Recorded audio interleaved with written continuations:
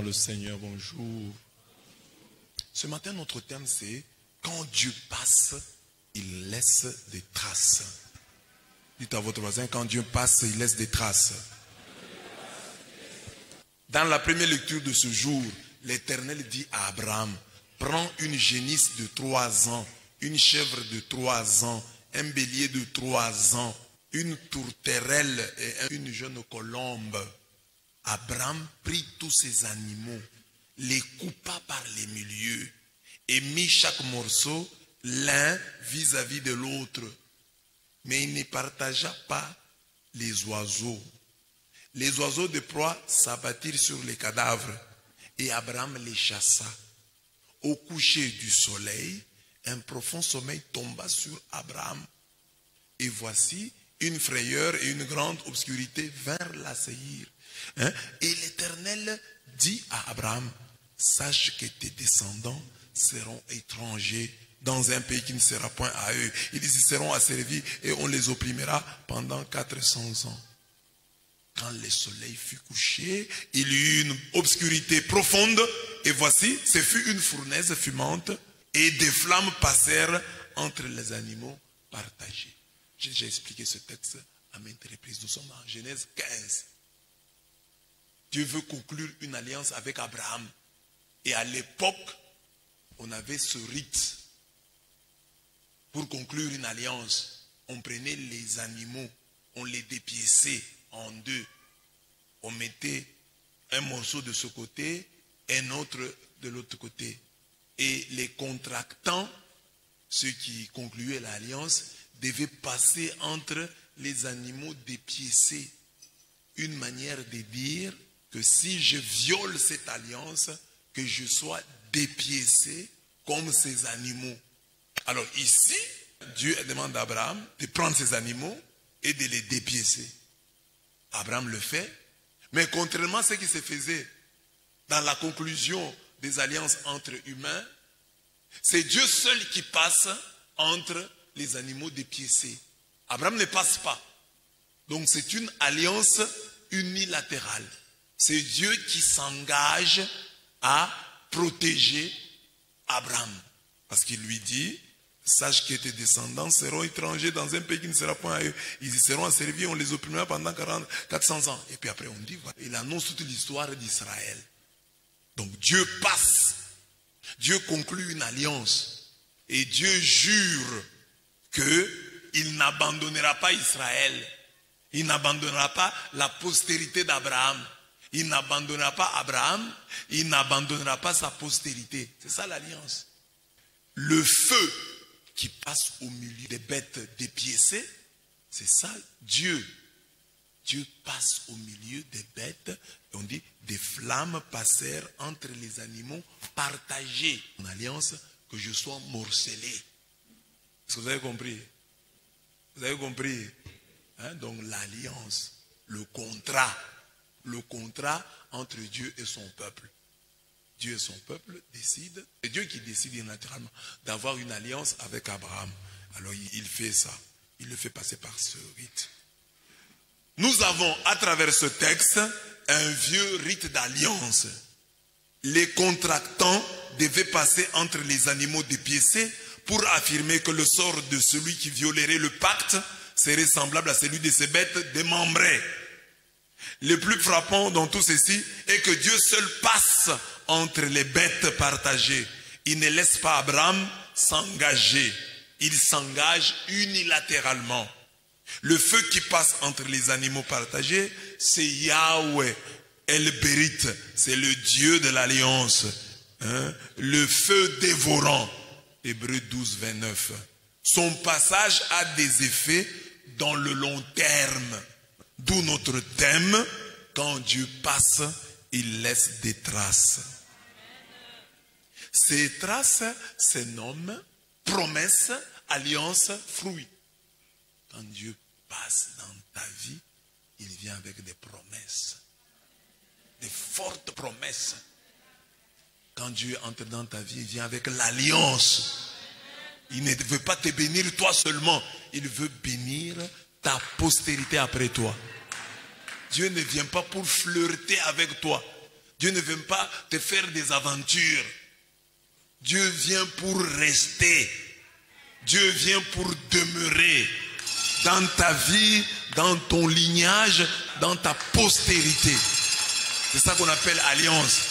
Dieu vient pour que tu sois l'arbre qu'on reconnaît à ses fruits. Là, c'est l'évangile. Donc voilà, quand Dieu passe dans la vie de quelqu'un, il vient avec des promesses qui se réalisent. Il vient avec l'alliance. Donc il dit, j'ai fait aujourd'hui, je ferai demain. Je me suis glorifié, je me glorifierai encore. Donc quand j'ai fait, j'agis en série. C'est-à-dire, je ne fais pas un petit truc là, et puis après j'oublie. Non, non. Quand j'agis, c'est-à-dire, je commence à agir. Et je continuerai. C'est ça l'alliance. Dieu vient avec des promesses. Quand Dieu passe, il laisse des traces. Et ces traces sont indélébiles. Alors, premier point, dans le premier point, j'ai dit la foi comme condition du passage de Dieu. Je vais en fait dire ici que les promesses, les grandes promesses de Dieu sont des tests. Dieu nous teste à travers les grandes promesses. Et la réussite au test de Dieu, qui s'appelle promesse, c'est la foi. Quand Dieu te promet de grandes choses, Dieu, quand il passe dans ta vie, il vient avec des promesses. Regardez, chaque fois que vous venez ici à l'église, c'est promesse sur promesse. Souviens-toi de tes promesses. Seigneur, ta parole est remplie de promesses. Souviens-toi. Donc la Bible est pleine de promesses. Quand on veut inventer les promesses qui sont dans la Bible, c'est un livre de promesses. La Bible, c'est un livre de promesses.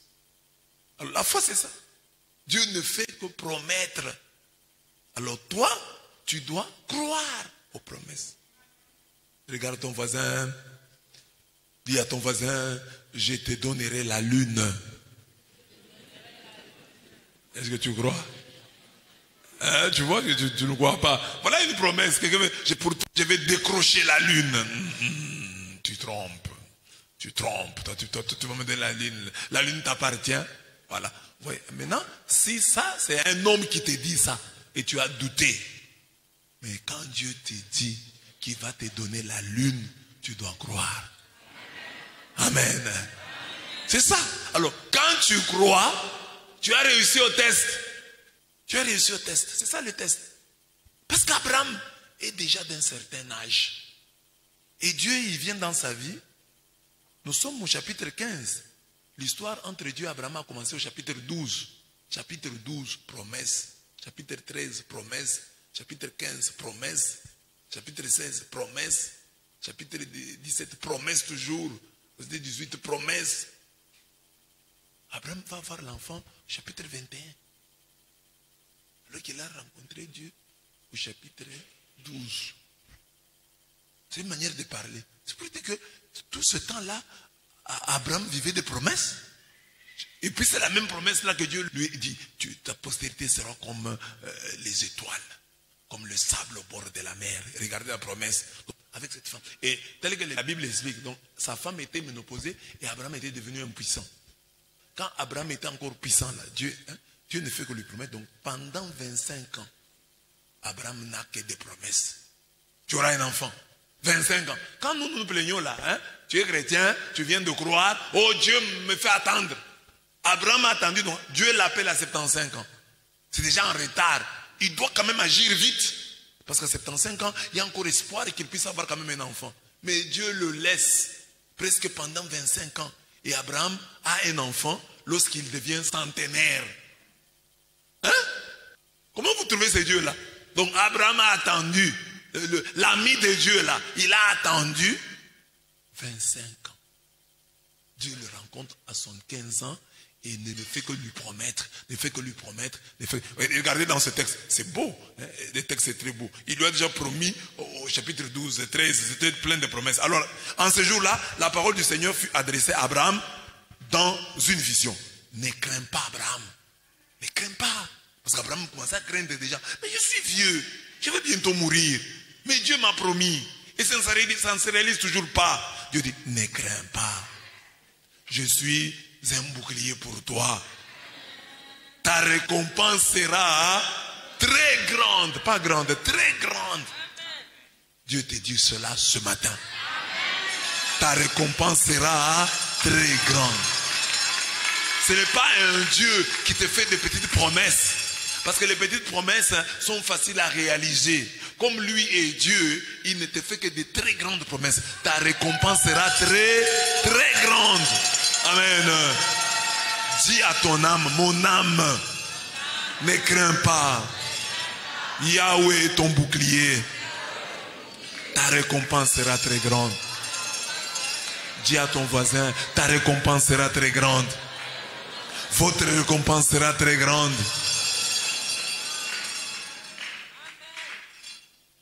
Vous croyez? Abraham répondit, mon Seigneur Dieu, que pourrais-tu donc me donner? Je m'en vais sans enfant. Et l'héritier de ma maison, c'est Eliezer de Damas. C'est un étranger, mon domestique, mon travailleur, c'est celui qui va hériter mes biens, parce que moi je n'ai pas d'enfant. Il dit, mais je suis vieux. Hein? Maintenant, tu m'as promis, mais jusque-là, rien.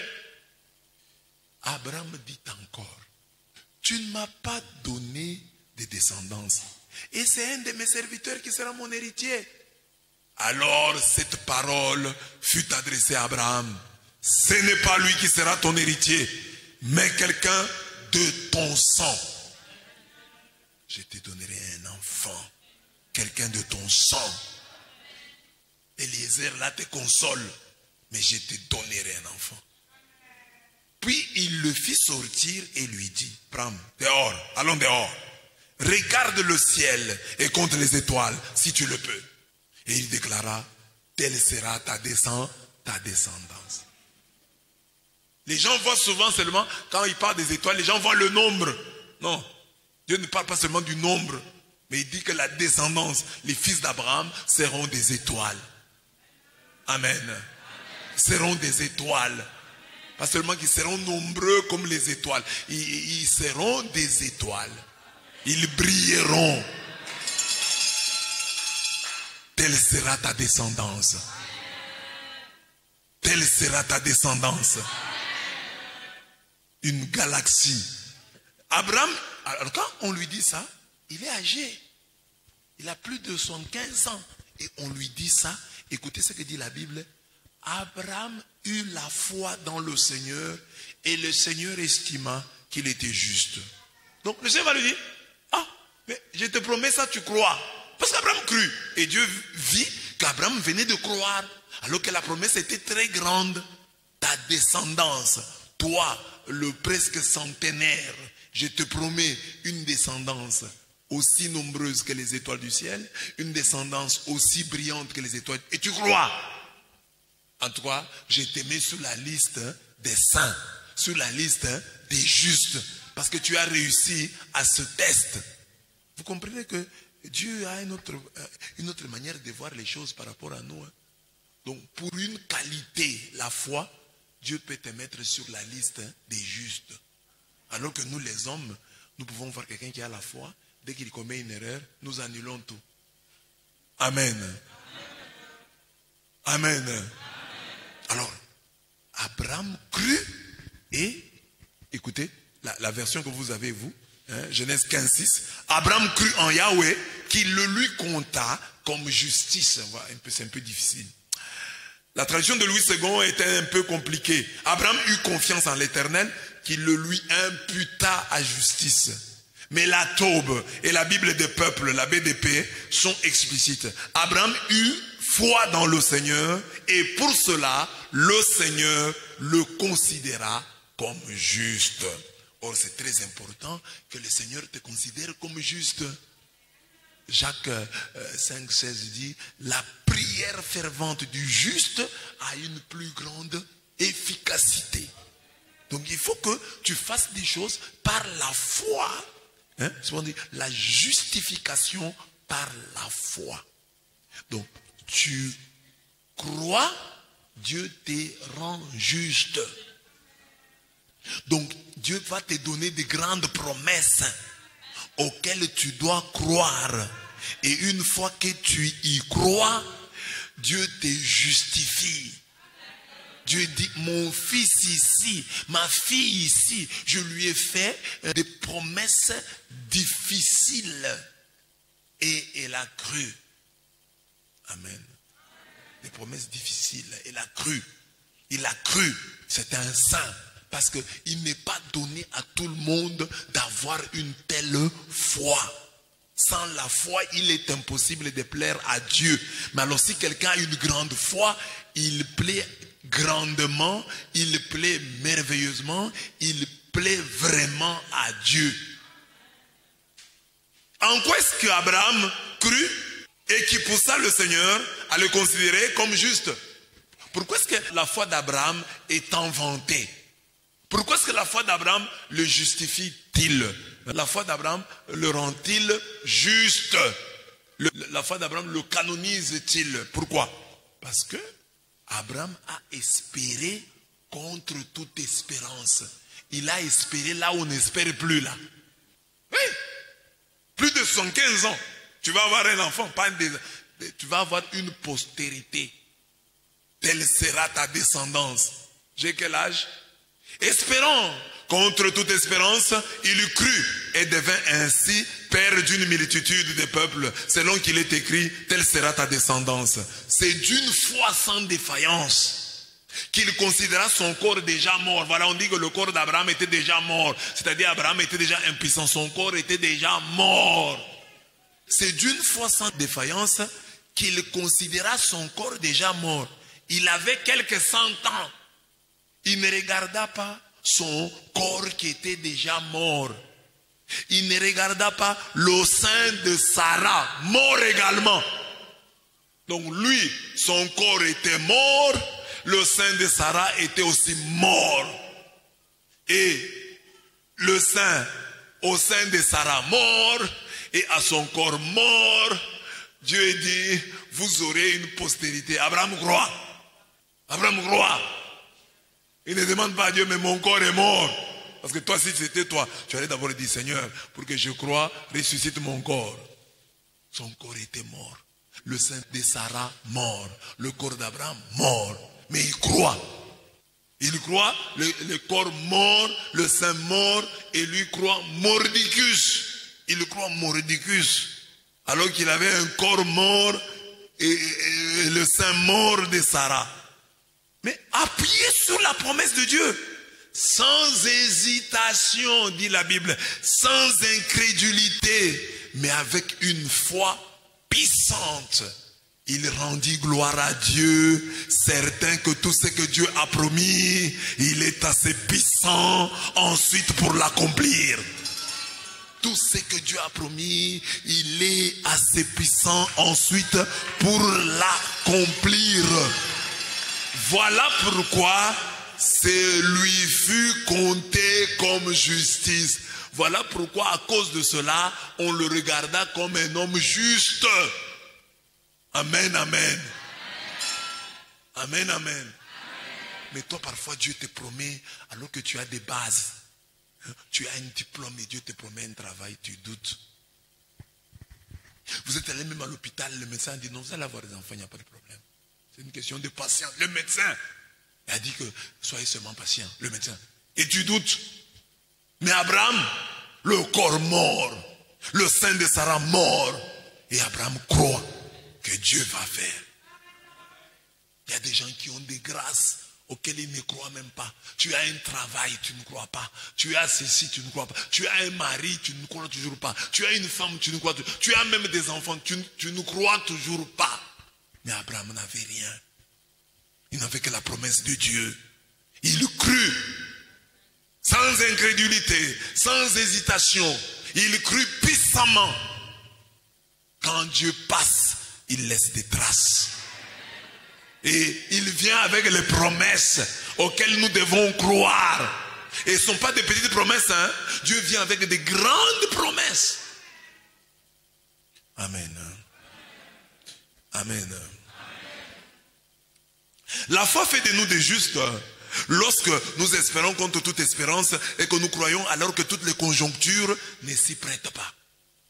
Abraham est centenaire et il croit puissamment, sans hésitation ni réserve, que Dieu est assez puissant pour tenir parole. Si nous voulons que Dieu passe et laisse des traces dans nos vies, il nous faut avoir cette foi qui espère contre toute espérance, qui sème sans regarder le vent, qui moissonne sans regarder les nuages, qui prend ou laisse son parapluie sans avoir regardé la météo. Il y a des gens pour sortir. Il peut ne pas regarder la météo, il dit il va pleuvoir. Il amène le parapluie.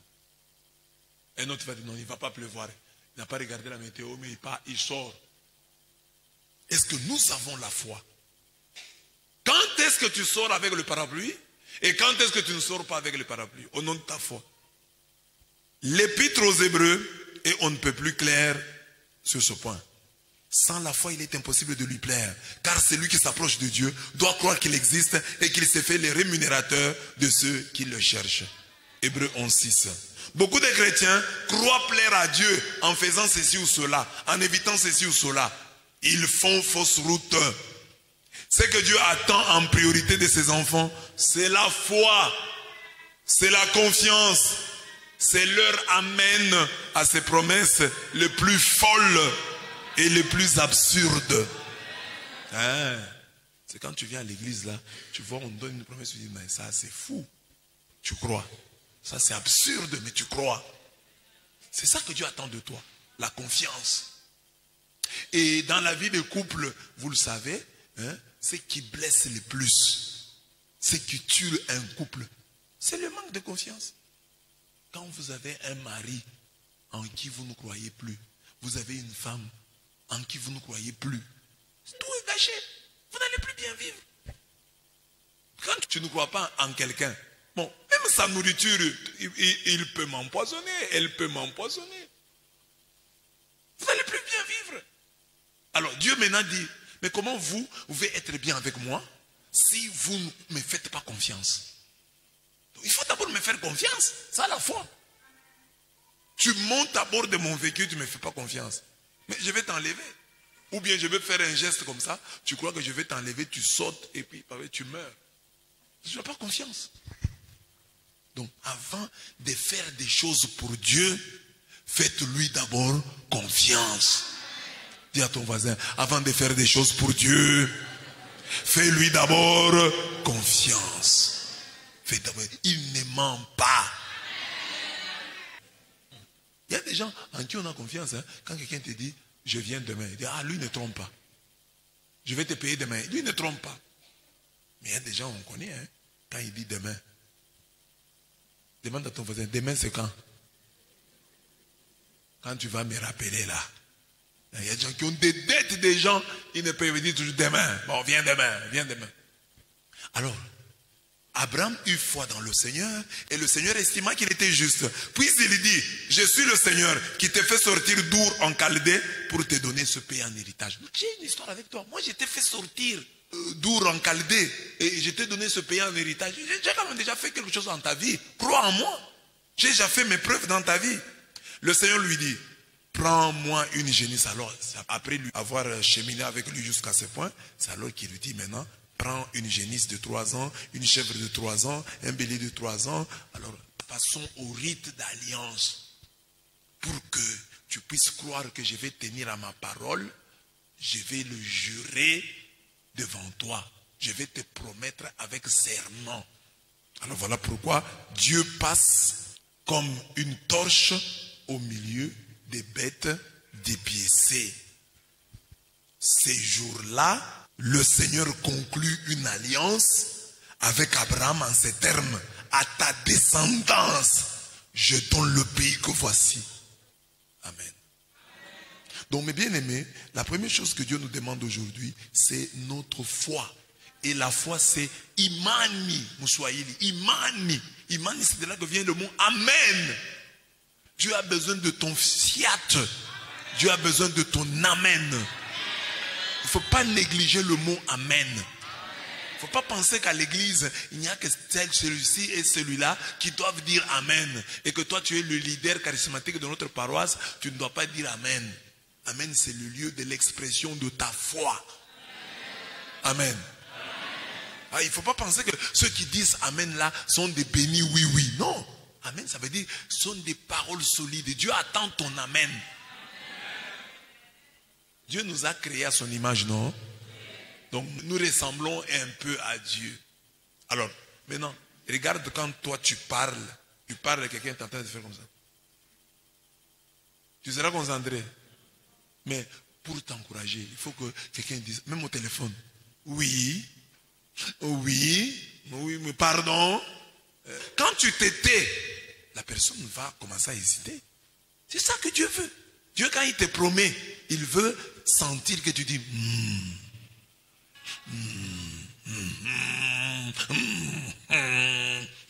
voilà. Dieu veut ça. Mais toi, quand Dieu parle, fait des promesses, tu ne dis rien. Alors, c'est comme ça que nous faisons avec Dieu. Le problème, comme je vous dis là, tu veux réussir dans la vie. Gagne d'abord dans les parvis, les divins parvis. Dans les divins parvis. C'est là que Dieu te parle. C'est ici que Dieu te parle. Abraham crut en Dieu. C'est-à-dire Dieu qui venait de lui parler. Il crut en ses paroles. Alors parfois tu peux négliger. On prêche, tu dors. Ce jour-là, c'est le jour où il y a ta promesse. La promesse à laquelle, si tu dis seulement Amen, toute ta vie se transforme. C'est pas dire Amen, un Amen labial, non. Hein? C'est un Amen cordial qui vient du cœur. Faites d'abord confiance à Dieu. Dieu attend de nous que nous l'étonnions par notre foi. Étonne Dieu par ta foi. Que tu dis, ah, mon fils, hein, t'es compliqué la vie. Mais tu as continué à croire. Ma fille, je t'ai compliqué la vie. Tu as continué à croire. Malheureusement, nous l'étonnons par notre ingratitude et par notre incrédulité. Nous, s'il faut étonner Dieu, nous l'étonnons par notre ingratitude et notre incrédulité. C'est le lieu de nous poser des questions sur la qualité de notre foi. Si vous êtes enfant d'Abraham, faites les œuvres d'Abraham. Jean 8, 39. Abraham a étonné Dieu par son obéissance. À 75 ans, il a tout quitté pour son Dieu. Dans son conflit avec Lot, il était convaincu que Dieu irait partout où il ira. Il étonna Dieu en inventant la dîme, en voyant le Dieu unique caché en ses 3 visiteurs. Il a étonné Dieu en riant à genoux de foi et de joie lorsque Dieu lui promit la venue d'Isaac. Abraham étonna Dieu lorsqu'il montra sa disposition à lui offrir son fils unique, le fils de la promesse. Sa foi le rendit juste et en tant que tel, sa prière fervente eut beaucoup d'efficacité. Donc si tu deviens juste, ta prière, donc la foi te justifie, la foi te rend juste et la prière du juste a une grande efficacité. C'est-à-dire la prière de l'homme de foi, la prière du juste c'est finalement la prière de celui qui croit, la prière de celui qui fait confiance à Dieu. Parce qu'il nous arrive de demander aux gens en qui nous n'avons pas confiance. Tu peux avoir quelqu'un là qui t'a déjà trompé 5 fois, mais tu lui demandes encore. Tu essayes juste, mais tu n'as pas confiance. Parfois aussi, ce que nous faisons avec Dieu, nous essayons juste. Amen, amen. Mais bien aimé, c'est ça la foi. Et crois. Mets ta confiance en Dieu. Crois que Dieu ne peut pas te mentir. Alors tu vois, quand tu vis avec quelqu'un en qui tu crois, mais vous vivez bien, il va faire. Mais quand tu vis avec quelqu'un en qui tu ne crois pas, tu es insécurisé. Dès qu'il se lève, tu te lèves aussi. Et tu ne dors pas. Hein? Tu regardes. Il y a des enfants là, quand ils viennent à la maison, quand ils ne sont pas là, tout le monde est en sécurité. Dès qu'il entre dans la chambre, on le suit. Parce qu'il va voler. Les gens comme ça. Donc on n'a pas confiance en lui. Alors, Dieu serait-il pour toi un voleur, un escroc, un menteur? Alors, c'est à toi de dire. Hein? Comment tu crois en lui? Il est qui pour toi? Il ment? Ah, moi je suis allé à la prière et on m'a dit ça ce matin. Non, non, non, non, non. Ce n'est pas par hasard. Ça, c'est Dieu voulant faire quelque chose dans ma vie. Voilà les traces. Quand Dieu passe, il laisse des traces. il vient avec des grandes promesses auxquelles tu dois croire. Et si tu crois en ces promesses, tu as réussi au test.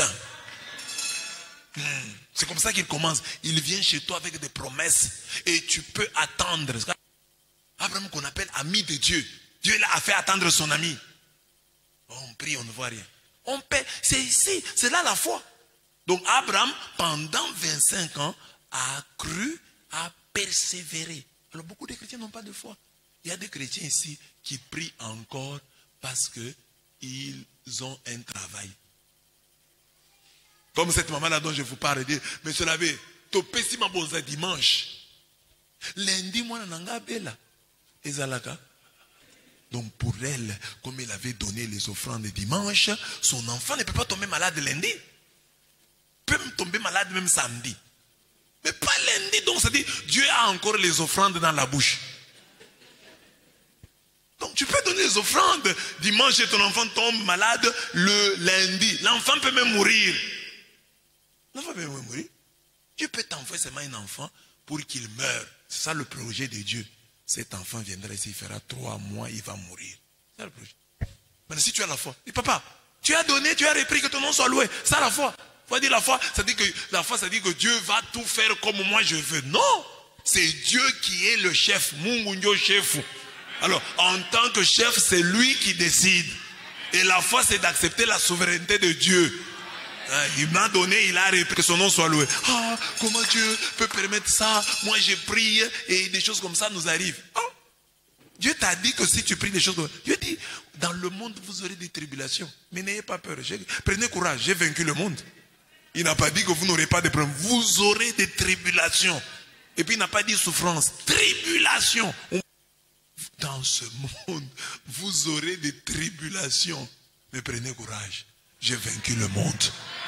C'est-à-dire qu'on aura des tribulations. On peut avoir des choses qui ne marchent pas, des choses qui n'arrivent pas. Tu manques de l'argent, garde la foi. Tu tombes malade, garde la foi. Alors, chaque fois que tu tombes malade, c'est dans ces situations-là que Dieu vient avec les promesses. Tu tombes malade. Alors Dieu veut maintenant que tu espères contre toute espérance. Parce que tu es malade, justement, il dit, ma fille, tu vas guérir. Le médecin a dit que c'est fini. Mais l'homme de Dieu dit, tu vas guérir. Ce matin-là, tu vas croire en qui? Au médecin ou à l'homme de Dieu? C'est ça. Nous croyons beaucoup à ce que disent les médecins. Dès que le médecin a dit, c'est fini. Maintenant, nous commençons à supplier Dieu. Alors que nous devions même aller chez Dieu.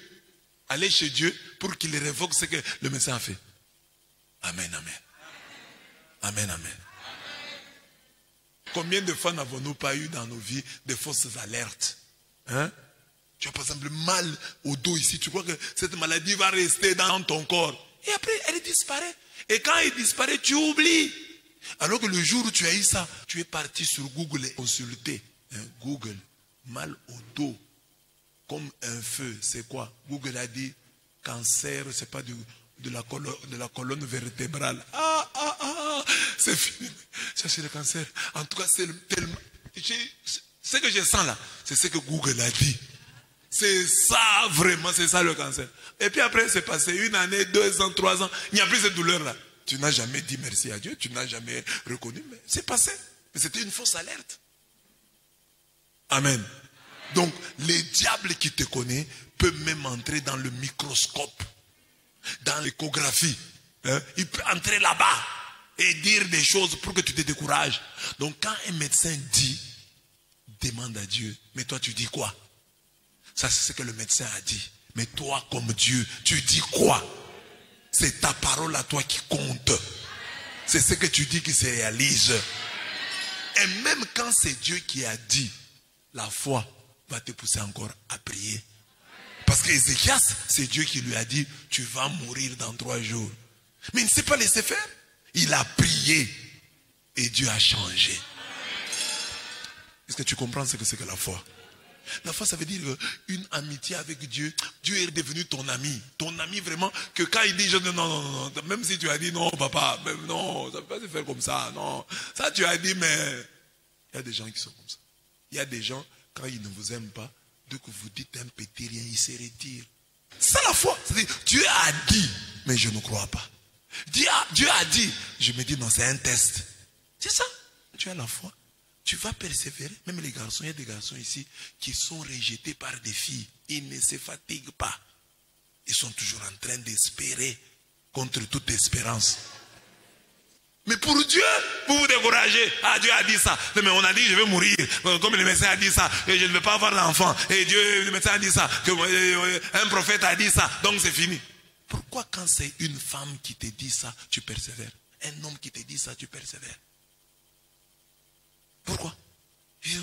Non, il va fléchir. Il a dit ça peut-être parce qu'il est fâché. Il y a des hommes ici qui sont encore dans le mariage. Mais une fois ta femme là, t'avais dit que c'était fini. Hein? Il y a des mariés ici qui savent que la femme lui a dit un jour, entre moi et toi c'est fini. Mais l'homme a persévéré. Ayant la foi, il a persévéré et ça s'est arrangé. Il y a des femmes ici à qui des hommes ont dit, toi et moi c'est fini. Mais ils sont ensemble, ils ont eu 3 enfants. Et le 4e est en train d'arriver. Pourtant, ça veut dire c'est fini. L'un et l'autre, ils ont persévéré. Et ça, pourquoi pour Dieu tu ne persévères pas? Quelqu'un a dit que les femmes n'ont pas de charisme. Hein? Les femmes ne peuvent pas avoir de charisme. Bon, c'est sa manière de penser. Mais moi, j'ai dit ceci. Une femme doit avoir un peu de charisme. Tu ne peux pas t'offrir. Une femme ne s'offre pas. Quand tu es une femme, hein, les gens doivent te regarder comme ça et dire, elle n'aime pas les garçons. Elle est comme ça.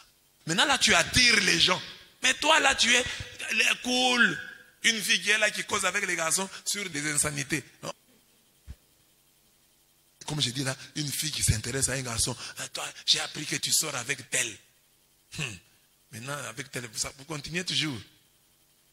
Comment toi, une fille, tu peux poser une telle question à un garçon? C'est que tu es intéressé. Un garçon te demande, tu portes quel slip? Et tu réponds. Tu as un slip de quelle couleur? Rouge, jaune, noir. Tu réponds. Et puis vous discutez pendant longtemps l'histoire des slips là. Et tu veux que cet homme-là t'épouse.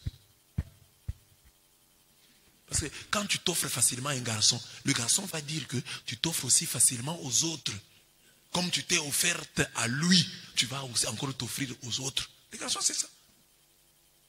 Voilà. Les traces du passage de Dieu. Il y a l'alliance. L'alliance, j'ai expliqué ici. L'alliance, c'est quoi? C'est que Dieu dit à Abraham, en ce jour-là, l'Éternel fit alliance avec Abraham et dit, je donne ce pays à ta postérité.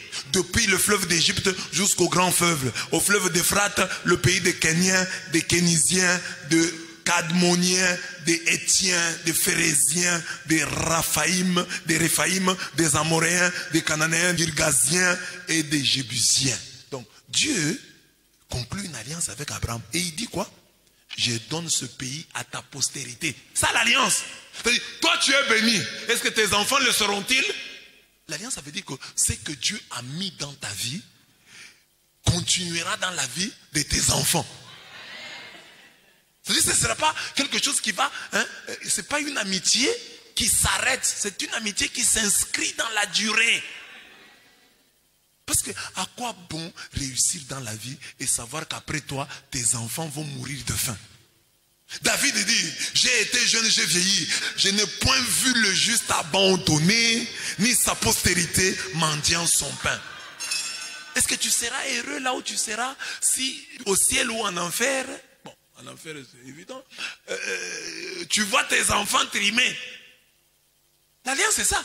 L'Éternel fit alliance avec Abraham et dit, je donne ce pays à ta postérité. Et les hommes d'alliance sont généralement des hommes qui aiment leur descendance. Hein? Il y a des parents qui n'aiment pas leurs enfants. On le voit. Il y a des parents dont les enfants sont négligés, les enfants sont sales, les enfants ne se lavent pas, les enfants n'ont pas de drap, les enfants n'ont pas de mousse. Oh, c'est normal. Parce que quand on leur parle d'alliance, ils disent non. L'alliance, ça veut dire que ce que je fais maintenant là détermine l'avenir de mes enfants. Je le fais par amour pour mes enfants. Il y a des choses que je voudrais bien faire. Je ne les fais pas parce que en les faisant, je vais briser l'alliance avec Dieu. Et en brisant l'alliance avec Dieu, je vais pénaliser ma postérité. Je peux me comporter comme ça. Je peux le faire pour moi-même. Je peux me créer des problèmes à moi-même. Mais il ne faut pas que je crée des problèmes à ma postérité. C'est ce que vous voyez. Les parents le font. Les parents qui aiment leurs enfants. Ils disent, la dot de ma fille.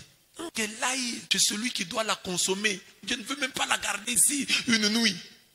Parce qu'il ne veut pas compliquer la vie à sa fille. Amen. L'alliance est conclue lorsque le Seigneur, après avoir constaté notre foi, affirme au sujet de son nom, je l'ai glorifié et je le glorifierai encore. Donc, tu vois que dans ta vie, j'ai glorifié mon nom. Toi, tu as une maison, toi, tu as une voiture, toi, tu as de l'argent, tu manges 3 fois par jour. Ce que j'ai fait là dans ta vie, je vais le faire dans ta vie toujours. Et ça va se retrouver même dans tes enfants. C'est ça l'alliance. Il y a des gens qui sont bénis. Je vais déjà prêcher sur la différence entre la bénédiction et l'alliance. Il dit, je vais bénir aussi Ismaël. Mais mon alliance sera avec Isaac. Je vais le bénir. Dieu peut te bénir. Mais ici, il s'agit de Dieu concluant une alliance avec toi. Dieu entrant en alliance avec toi.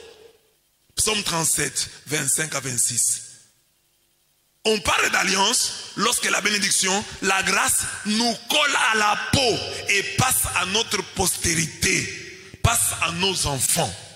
Nous parlons trop des liens de famille, de l'hérédité maléfique. Il nous faut entrer dans les biens de famille, dans l'hérédité bénéfique. Leur papa avait de l'argent, ils en ont. Leur papa était comme ça, ils sont aussi. Parce que l'hérédité maléfique, leur papa était ivrogne, ils sont aussi ivrognes. Leur papa avait telle maladie, les enfants l'ont. Non. Leur papa est mort à 50 ans, oui, voilà pourquoi son fils aussi meurt à cet âge. Non. Ça c'est l'hérédité maléfique, les liens de famille. Mais nous voulons parler des biens de famille. Les biens de famille, c'est vrai, si tu as une maison, tu vas la laisser à tes enfants. Si tu as une voiture, tu vas la laisser à tes enfants. Si tu as une entreprise, tu vas la laisser à tes enfants. Mais pour combien de temps? Alors de la même manière, nous avons des biens spirituels à transmettre à nos enfants. Si nous les avons, nous les transmettrons. De la même manière que tu as une voiture et que tu la laisses aux enfants. De la même manière, tu as une grâce, tu la laisseras à tes enfants. Tu as une bénédiction, tu la laisseras à tes enfants. Tu as une foi, tu la laisseras à tes enfants. Amen. Amen. Et ça, ne peuvent le faire que les gens qui aiment leurs enfants. Mais tout le monde n'aime pas ses enfants. Vous avez toujours appris des histoires comme ça, des parents, un monsieur qui a de l'argent, avant de mourir, il bouffe tout son argent. Il vend ses parcelles. Il bouffe l'argent. Vous avez déjà entendu ça? Il y a des gens comme ça. Il dit, moi je ne veux pas que mes enfants mangent mon argent. Il vend toutes les parcelles. Il bouffe l'argent. À la fin de sa vie, là, il commence à manger très sérieusement. Il paye les habits. Il dit, bon, il y a même en Europe quelqu'un qui a déshérité son fils pour faire de son chien son héritier. Il a laissé pour son chien 3 millions de dollars. Et pour son enterrement, le mausolée, le chien là est enterré dans un mausolée. Il a déshérité ses fils. Il a fait de son chien son héritier. Amen. Demande aux parents qui sont à côté de toi. Tu laisses quoi à tes enfants? La garantie. Dans laquelle tu es déjà entré. Tu laisses quoi à tes enfants? Amen. Voilà, j'ai dit que quand il passe, il laisse des promesses. Il laisse l'alliance. Et puis, il laisse les fruits. Ça c'est la première lecture déjà. Les grandes récompenses.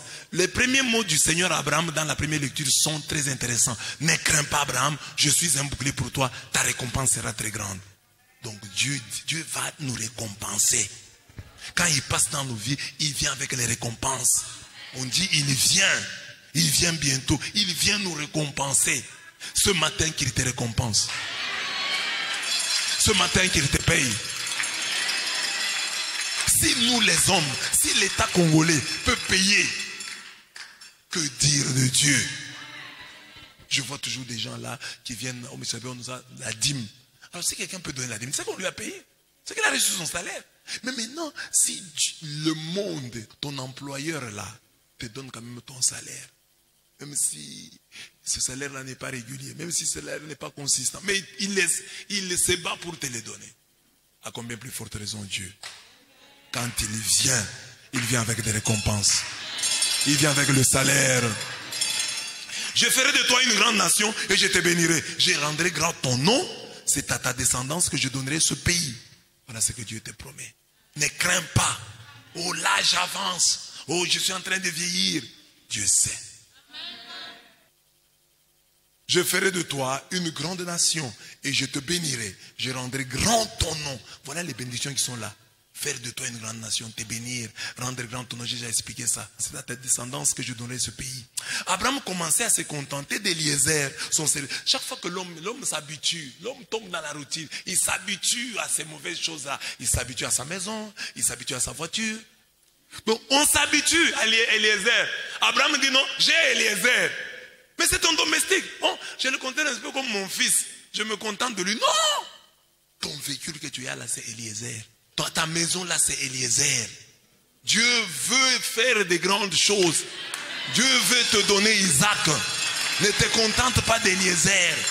Eliezer n'est pas ton fils.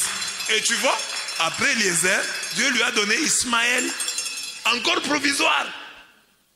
Alors, la tendance de l'homme, c'est de s'habituer à sa petite vie. Moi, j'ai ma petite vie ici, j'ai ma petite voiture ici, j'ai ma petite maison ici, ça me suffit. Je vais chercher quoi? Non! Dieu veut te donner le fils de la promesse. Dieu veut te donner un fils qui viendra et de toi et de Sarah. Tu peux avoir un fils qui vient de toi et d'Agar. Non, c'est pas ça. C'est pas ça que moi je t'ai promis. C'est vrai, c'est Ismaël, c'est ton fils, c'est ton sang. Mais moi, je veux te donner un enfant qui vient de ton union avec Sarah. C'est ça, Isaac.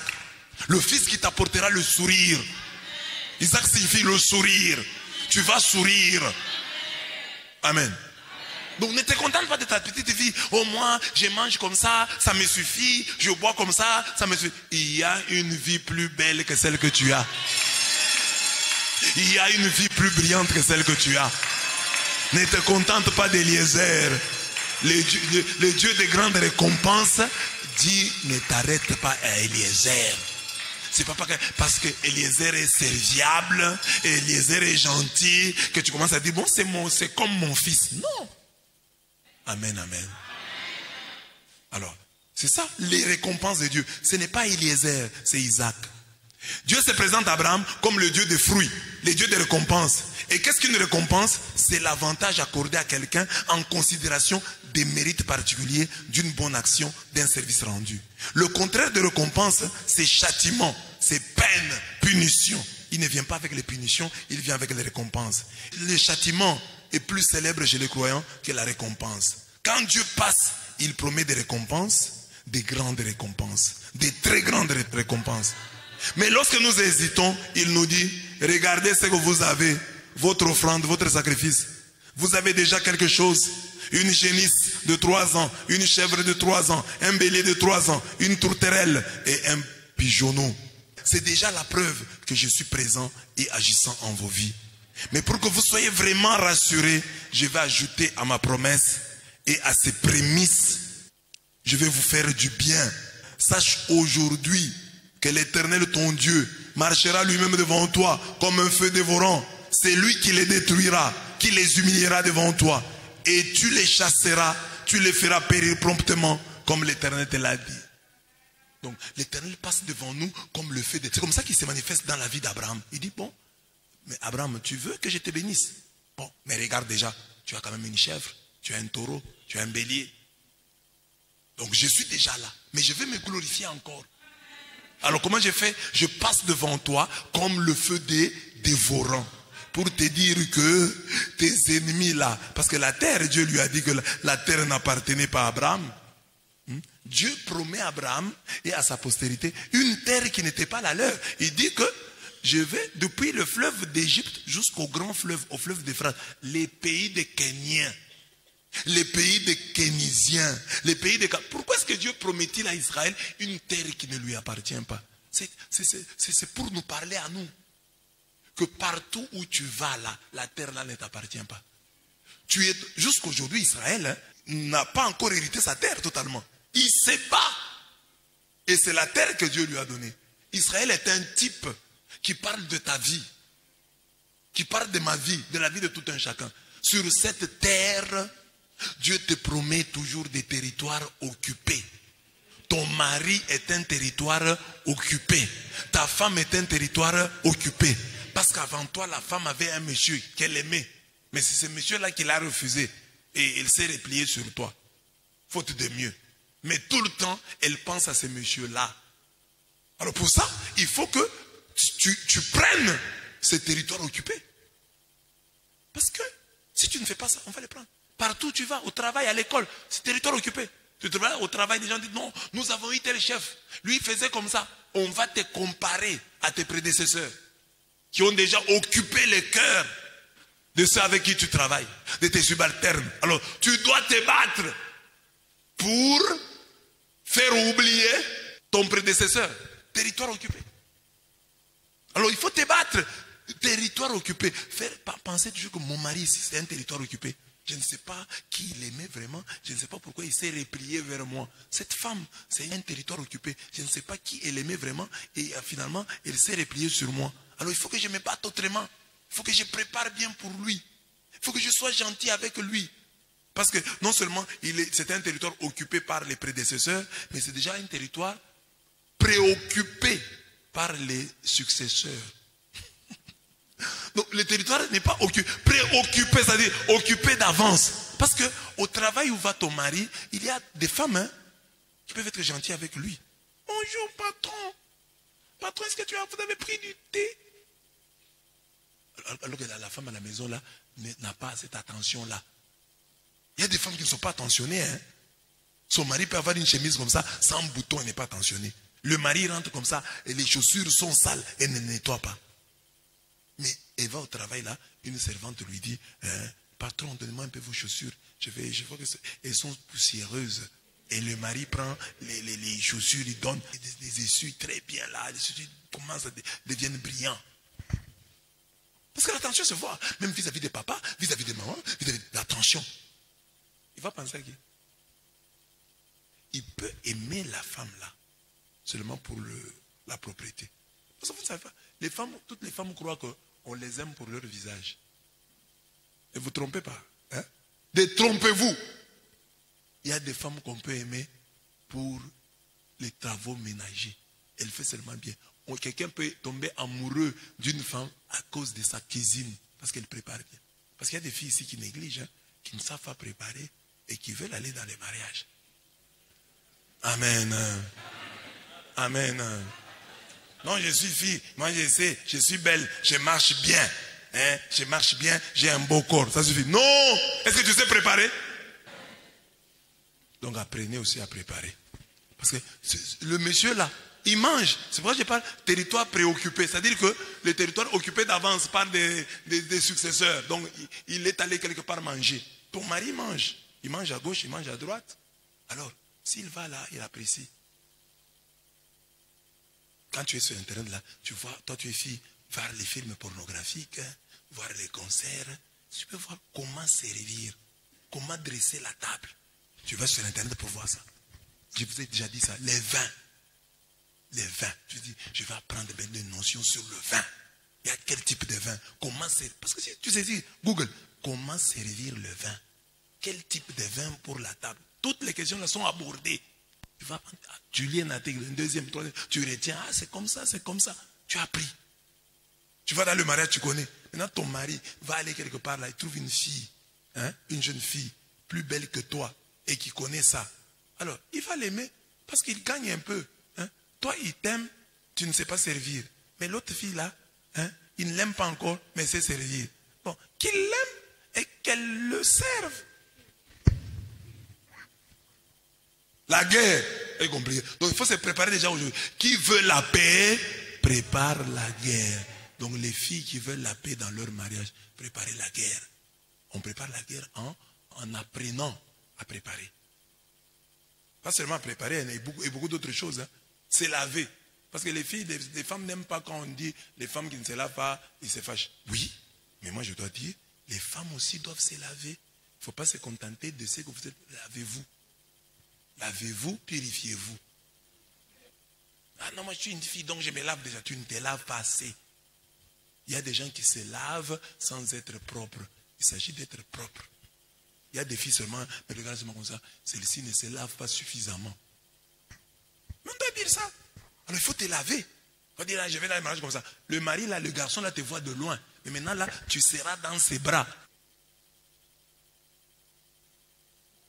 Ça. Une fille doit être inodore. Les filles, si vous savez ce que c'est qu'un bon parfum. Ça, tout ça, on donne. Il y a des cours sur Internet. Un bon parfum. C'est lequel? Amen. Amen, amen. Donc Dieu vient avec les récompenses. Et j'ai dit les récompenses sont là. Mais Dieu te donne une terre, mais qui est une terre occupée. Tu dois te battre. Ce n'est pas un Dieu de la facilité. C'est un Dieu qui te donne, mais qui te responsabilise. Amen. Quand Dieu passe en nos vies, il vient d'abord avec des promesses et des serments, des grandes récompenses. Ne regardons pas le temps qui passe, regardons l'Éternel qui demeure. Ne regarde pas le temps qui passe, regarde l'Éternel qui demeure. Qui regarde vers lui resplendira. Point de honte sur son visage. Le Seigneur vient avec les récompenses qui sont les fruits que le Seigneur amène sont les grandes récompenses. Mais il ne s'arrête pas là, il nous amène aussi le fruit de l'esprit. Il dit dans l'évangile que les faux prophètes viendront, mais vous les reconnaîtrez à leurs fruits. C'est comme ici à l'église, mes bien-aimés. Nous pouvons être tous chantres, membres du service du protocole, ceci, cela, engagé à tel service. Mais on va te reconnaître par tes fruits. Depuis que tu es dans cette paroisse, tu nous as apporté le bonheur ou le malheur? Est-ce que tu es une joie? Tu es bien, tu es engagé. Oh, je suis choriste, je suis acolyte, je suis membre du protocole, je suis membre de telle commission. Mais en termes de bonheur, c'est ça les fruits. Connaissent à tes fruits. Aie de bons fruits. Tu n'es pas venu ici pour avoir des fruits de la médisance, de la calomnie. Non, tu es entré dans cette communauté. Si tu es vraiment un enfant de Dieu, que tes fruits soient paix, justice, joie. Tu n'as pas de problème avec les gens. Tu es venu prier. Édifie-nous. Ne sois pas là pour critiquer les gens. Amen. Si les signes accompagnent les croyants, les fruits permettent de les identifier et de les authentifier. Pour qu'on dise que tu es un croyant. Il y a les signes qui doivent t'accompagner. Mais il y a aussi les fruits qui doivent nous aider à identifier les croyants et à les authentifier. Qui est un véritable croyant? On le voit. Les miracles, le diable peut les imiter. Mais le diable ne peut pas imiter les vertus. Ne peut pas imiter les fruits d'un bout à l'autre. Il ne peut pas. Le diable ne peut pas imiter l'amour. Je l'ai dit ici, j'ai dit, si le diable imite les signes, les miracles, il lui est impossible d'imiter d'un bout à l'autre les fruits, les qualités, les vertus. Saint Paul parle du fruit de l'esprit en Éphésiens 5, 22 à 23. Le fruit de l'esprit, c'est quoi? L'amour, la paix, la patience, la largeur d'esprit, la longanimité, la bonté, la générosité, la serviabilité, la bénignité, la bonté, la bienveillance, la fidélité, la foi, la confiance dans... C'est ça les fruits. Les fruits par lesquels on reconnaît les enfants de Dieu. Ils sont comme ça. Douceur, maîtrise de soi, tempérance. Ces 9 fruits peuvent nous aider à savoir si nous sommes des prophètes de Dieu ou des Satan. Parce que vous reconnaîtrez les prophètes par leurs fruits. Alors, comment est-ce que nous, on peut nous reconnaître par ces fruits-là? Il ne faut pas que l'homme de Dieu soit perçu comme étant haineux. Un homme de Dieu ne doit pas être haineux. Toi, tu es ici, tu es un enfant, tu deviens haineux. Cette fille-là, je ne l'aime pas. Le fruit que tu es, faux prophète, fausse prophétesse. Haine, rancunier, jaloux, grincheux, qui est habituellement de mauvaise humeur. On ne te voit pas quand tu ris. Tu es toujours fâché. C'est un fruit qui montre que tu es du diable. Parce qu'on dit la joie, l'amour, d'un abord désagréable. Il y a des gens qu'on ne peut pas aborder comme ça facilement. On ne doit pas dire de l'homme de Dieu qu'il est triste, qu'il est mélancolique, qu'il est plein de soucis. Parce qu'il doit avoir la joie. On ne doit pas dire d'un enfant de Dieu qu'il est conflictuel, problématique. Il doit avoir des épaules assez larges pour supporter les peines, les contrariétés et les souffrances. Patience. Un homme de Dieu ne doit pas avoir une réputation d'égoïste, de chiche, de ladre, de radin, de pingre. Générosité. Là, je suis en train de citer, je donne un principe, je montre entre parenthèses le fruit ou la saveur, parce que le fruit de l'esprit est unique, mais il a 3 saveurs et 9 saveurs. Un vrai prophète ne doit pas être méchant. cruel, sorcier. Il doit être aimable et indulgent. Bénignité, bienveillance. Parmi ces qualités, on doit noter la non-violence, douceur et la discipline de la vie, la tempérance, la maîtrise de soi. Les faux prophètes peuvent donner à un certain moment l'impression d'être vertueux, mais on finit toujours par les dénicher. Les temps et la proximité, par la force du discernement, finissent toujours par révéler leur véritable nature. Vous les reconnaîtrez à leurs fruits. Un mauvais, il devient encore pire lorsque tu lui fais des compliments. Mais un bon devient meilleur lorsque tu lui fais des compliments. Il dit, ah, il comprend, il voit dans le compliment le devoir de s'améliorer. Il voit dans les compliments l'appel à l'excellence. Il dit, ah, comme on m'a complimenté, c'est que je dois être excellent. Mais le méchant, le mauvais, tu lui fais des compliments. Oh! Faut pas abîmer, n'abuse pas. On finit toujours par dénicher les faux prophètes. Les temps et la proximité, par la force du discernement, finissent toujours par révéler leur véritable nature. C'est pourquoi le Seigneur Jésus parle des loups ravisseurs portant des vêtements de brebis. Les vêtements, on finit toujours par les enlever, par les changer. C'est un revêtement, tu vas l'enlever. Vous voyez les revêtements de téléphone là? Tu peux mettre ton téléphone déjà abîmé, tu mets un revêtement là, ça apparaît neuf. Mais les revêtements vont s'abîmer encore, on va voir. Et un jour, tu auras envie de mettre même le câble là pour mettre au haut-parleur. Et tu devras enlever les revêtements. On verra l'âge de ton téléphone et son état d'âme. C'est pourquoi le Seigneur Jésus parle des loups ravisseurs portant des vêtements de brebis. Les vêtements, on finit toujours par les enlever, par les changer. Si cette entreprise ou cette œuvre vient des hommes, elle se détruira.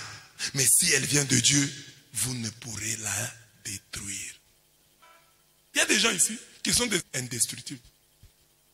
Les fruits par lesquels les vrais serviteurs de Dieu s'identifient sont marqués du sceau de l'alliance. Donc, celui qui a les fruits, qui disent que c'est un enfant de Dieu, c'est un homme de Dieu, c'est une femme de Dieu, ces fruits-là doivent s'inscrire dans la durée. Notre Aldis d'il y a 5 ans doit être la même Aldis après 5 ans. On doit garder le fondement. Tu peux changer quant aux accidents, mais ta substance doit rester là, la même. Tu dois connaître aussi la transsubstantiation. Les fruits par lesquels les vrais serviteurs de Dieu s'identifient sont marqués du sceau de l'alliance. Quand Dieu passe, sa grâce laisse des traces indélébiles en nos vies. Alors, Dieu est passé ce matin dans la vie de tout un chacun. Il est venu avec des promesses. Saisis les promesses de Dieu de ce matin. Dieu est venu avec une alliance. Il veut conclure avec toi une alliance. Il veut que vous soyez des amis, des proches, des alliés. Pas seulement que tu reçoives la bénédiction et que tu t'en ailles. Il veut que tu reçoives la grâce, la bénédiction et que tu restes. Lui veut rester en relation avec toi et avec ta postérité. Pour toujours. Il ne vient pas pour flirter avec toi. Il ne vient pas pour te faire des aventures. Il vient pour t'épouser. Amen. Alors c'est Dieu là qui vient avec ça. Il vient aussi avec des récompenses. Des très grandes récompenses. C'est ça que j'ai appelé les fruits. Il vient avec des très grandes récompenses. Il te dit non, ne t'arrête pas à Eliezer. Ne t'arrête pas à Ismaël. Le fils de la promesse vient. Je vais faire encore. Je me suis glorifié, je me glorifierai encore. J'ai agi, j'agirai encore. Eliezer là, je t'ai donné provisoirement. Mais moi, ma vision c'était de te donner Isaac, le sourire. Ne te contente pas de la petite vie. Elle peut te réjouir un peu. Mais ce n'est pas ça que j'ai préparé pour toi. J'ai préparé pour toi des grandes choses. Ne t'habitue pas à ta misère.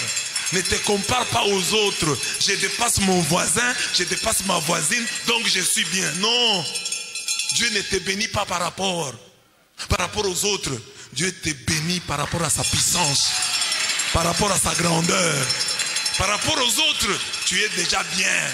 Quand tu te compares à ton voisin de gauche, à ton voisin de droite, tu dis que tu es bien. Mais par rapport à la bénédiction, Tu n'as encore rien. Tu n'es encore rien. Alors Dieu veut faire ça. Alors tu dois maintenant t'accrocher à ces grandes récompenses-là que Dieu te promet. Et enfin Dieu a dit, va, et je viens aussi quand moi je passe dans la vie de quelqu'un, je lui laisse des fruits. Les fruits de l'esprit. Ah, c'est la partie la plus dure que j'ai abordée là. Les fruits de l'esprit. Amour, joie, bienveillance, douceur, toutes ces qualités-là, quand tu es de Dieu, elles doivent transpirer dans ta vie. On doit voir chez toi la joie, la paix, la bienveillance, la douceur, la pureté. Oh, ça c'est un enfant de Dieu. Même dans ta famille, on ne doit plus te reconnaître. Quand à la famille, ils avaient l'habitude ce soir de se réunir et de critiquer le voisin, on ne te voit plus à ces réunions-là. Quand j'ai remarqué, quand on commence à critiquer tel là, toi tu ne restes pas. Il y a quoi? Les fruits. Dieu est passé dans ma vie. Dieu est passé dans ma vie. Et donc, quand Dieu passe dans ta vie, il vient avec des promesses. Vous avez compris? Il vient avec l'alliance. Il vient avec les récompenses. Mais il vient aussi avec le fruit, les fruits de l'esprit. Le fruit de l'esprit, c'est joie, amour, paix, bienveillance. Tu dois avoir ça.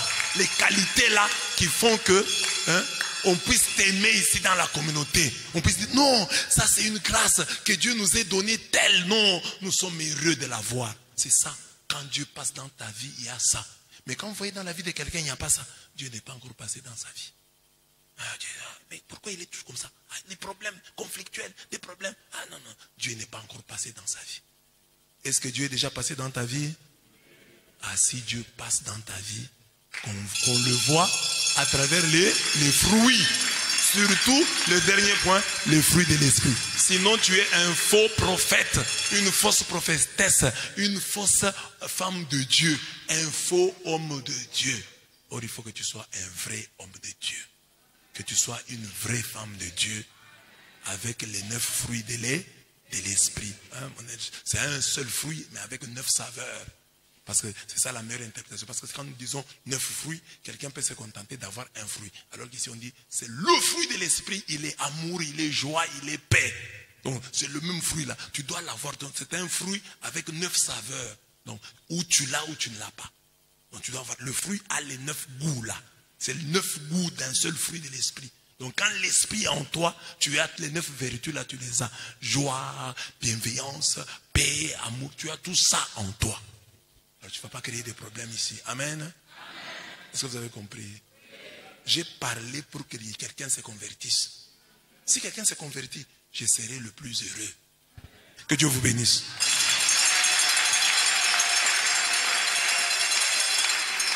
Nous nous mettons debout. Ce matin tu passes. Ce matin laisse des traces. Prie Dieu. Dis-lui ça. Ce matin tu passes. Ce matin laisse des traces dans ma vie, dans mes entreprises, dans mon mariage. Laisse des traces par cette parole que j'ai entendue ce matin. Laisse des traces dans ma vie. Les traces de ta grâce, les traces de ta bienveillance. Laisse des traces. Change ma vie. Change ma vie. Change mon cœur. Laisse des traces.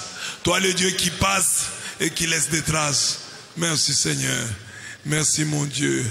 Merci mon roi. Merci. Tu vas accueillir les promesses de Dieu. Tu vas lui dire, moi aussi j'espère contre toute espérance. Même si les années passent, j'espère.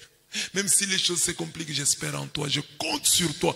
Je mets à toi ma foi. Il y a des choses bien aimées que tu demandes aussi depuis des années. Tu as entendu qu'Abraham a attendu 25 ans. Il y a aussi des choses que tu attends depuis des années, elles n'arrivent pas. Maintenant, tu dois montrer la foi à Dieu. La foi, ça veut dire que tu vas lui faire confiance. Tu as fait attendre Abraham, tu peux me faire attendre. J'attendrai. J'attendrai. J'attendrai, papa. Jusqu'à ce que tu me répondes. Jusqu'à ce que tu agisses. Dis à Dieu, je vais attendre. Je vais attendre, papa. Tu as fait attendre Abraham, ton ami. Et tu ne me ferais pas attendre moi? Qui suis-je pour ne pas attendre? Qui suis-je pour ne pas attendre? Parce qu'Abraham a attendu. Moi aussi j'attendrai. J'attendrai, papa. J'attendrai, papa. J'attendrai, Seigneur. J'attendrai la récompense. J'attendrai les fruits. Ils peuvent traîner, mais j'attendrai. Ils peuvent traîner, mais j'attendrai. Jusqu'à ce que ta gloire descende.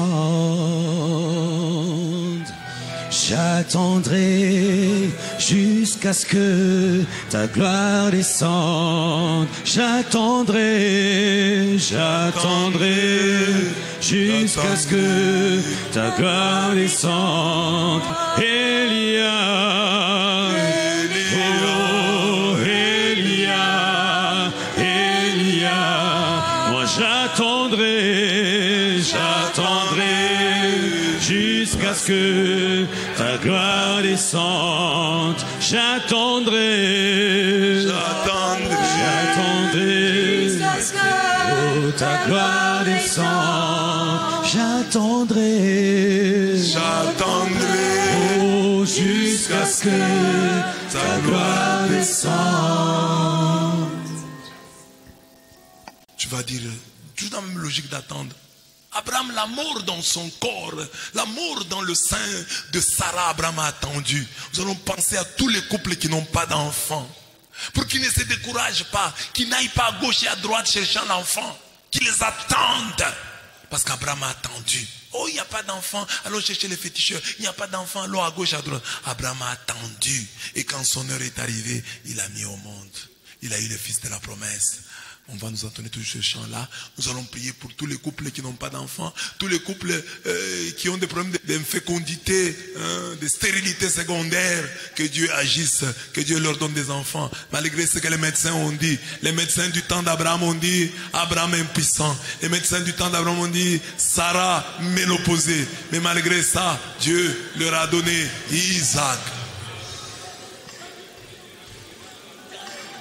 Que les couples sans enfants, que les couples qui cherchent les enfants, attendant ton heure, ne se décourage pas.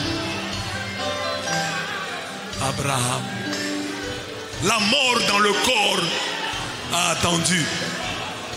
Et il a été consolé. Elia, Elia, Elia,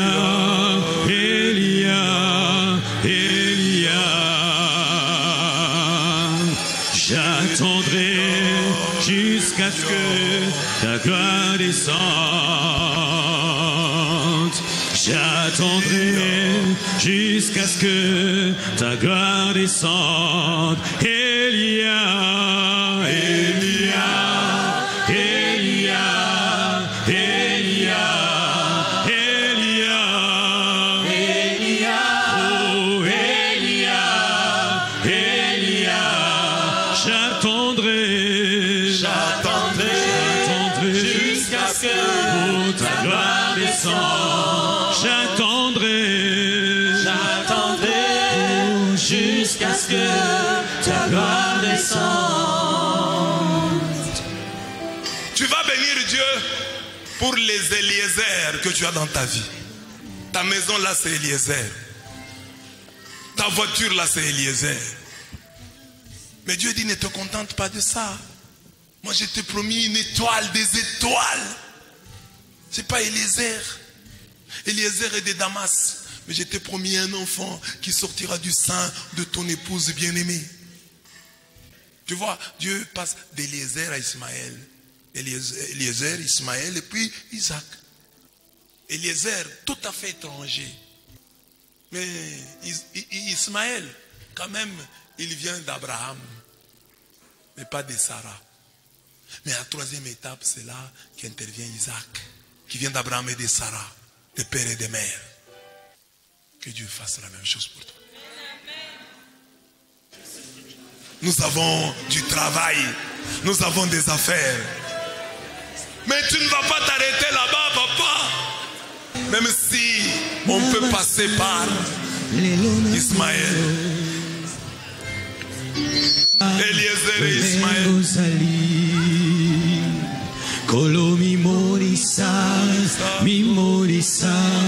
le lengozali. Seigneur, montre-toi montre-toi tel que tu es. Seigneur, montre-toi tel que tu es. J'attendrai jusqu'à ce que ta gloire descende. J'attendrai jusqu'à ce que ta gloire descende. Oh, moi j'attendrai jusqu'à ce que ta gloire descende. Elia,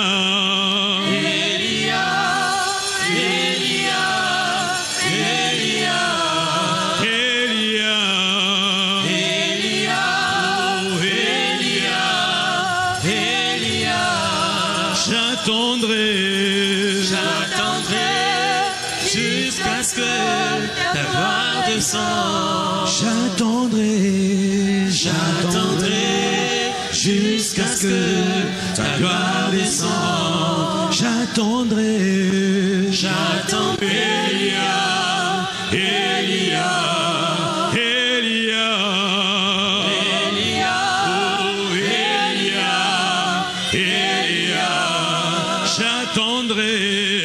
J'attendrai jusqu'à ce que ta gloire descende.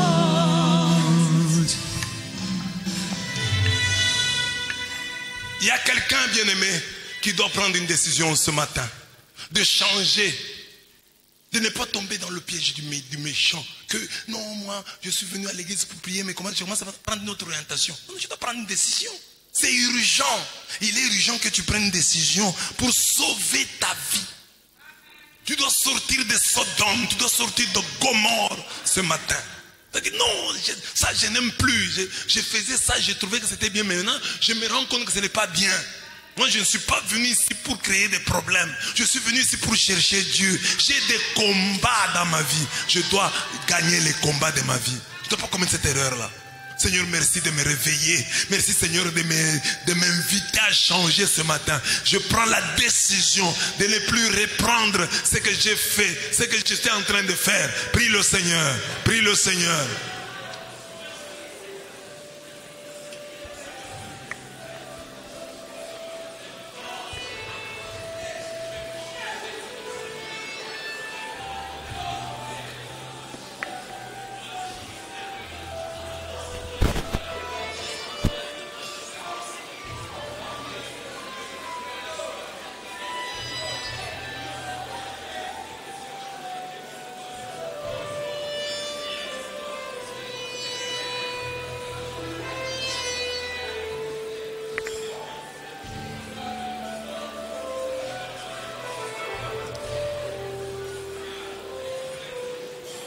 Écoute, Seigneur, les supplications de ton Église en prière et donne lui accorder tout ce qu'elle te demande d'un cœur plein de foi par Jésus, le Christ, notre Seigneur. Amen.